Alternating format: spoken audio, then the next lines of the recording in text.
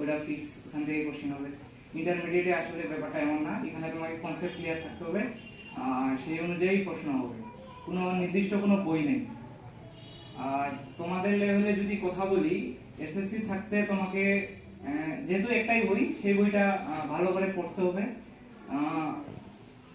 একটু বুঝতে হবে যে এই জিনিসটা আমার ইন্টারমিডিয়েটে কেমন আসবে, ওই অনুযায়ী পড়তে হবে। ভাইয়া এই বিষয়ে আমাদের যখন পাইনিয়ারে পড়তাম এসএসসি তে, তখন কেমিস্ট্রিতে ভালো করে বুঝাইছিল যে যেমন আছে না শক্তি স্তর, এগুলা একটু ইন্টারমিডিয়েটে আসলে কেমন হবে পড়ালেখাগুলো, এগুলা সম্পর্কে একটা কনসেপ্ট আগে থেকেই মনে করে ভাইয়া দিয়েছিলেন, সালাবি ভাইয়া।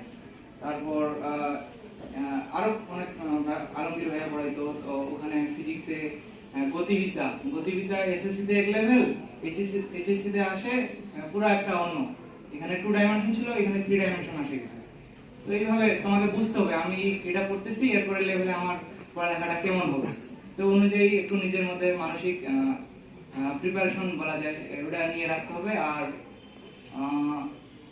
তোমাকে এসএসসি তে বোর্ড পরীক্ষাকে মেইনলি ফোকাস দিতে হবে, কোনো কিছু করা যাবে না আউট ফল জিনিস। বোর্ড পরীক্ষায়